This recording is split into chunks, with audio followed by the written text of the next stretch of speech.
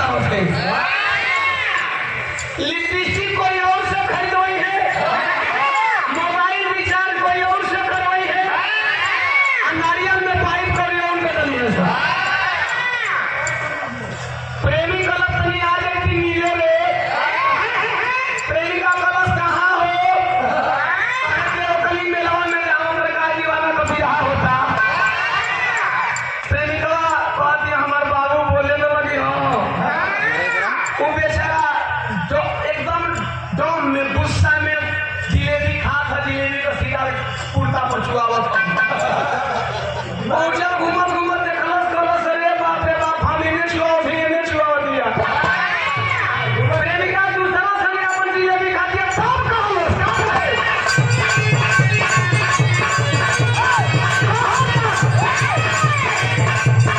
अरे नीले खातिर हमारा के अरे नीले खातिर हमारा के जब तू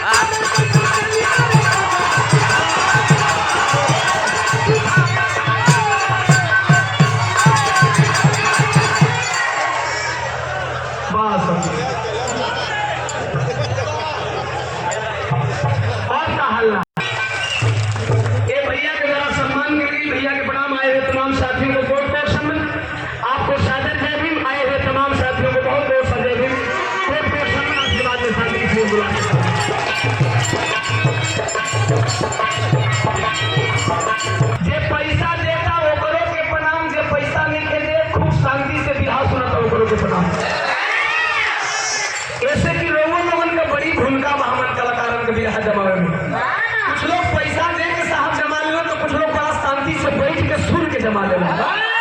जो शांति से सुना था चाहा हो वही के बना ला एक मेरी सम्मान ना करो तुम लोग ऐसे हम रात भर में कबरी हिलाई एक बार ऐसे तू लोग वहां पर 3-4 बार हिला सकिला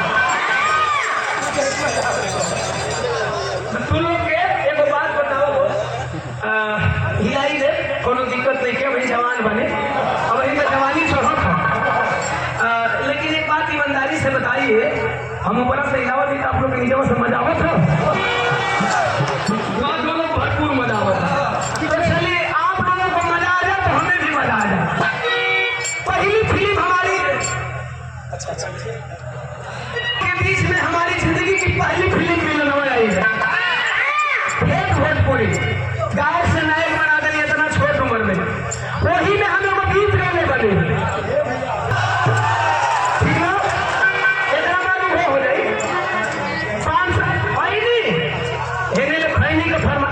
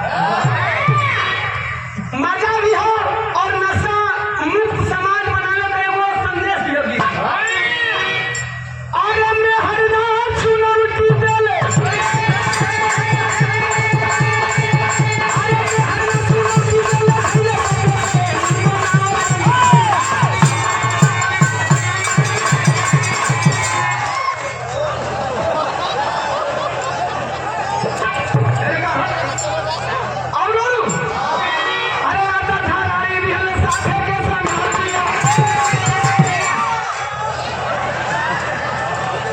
ये हमार पावर दिए को अरे का कोई रानी जब छूटे ना आता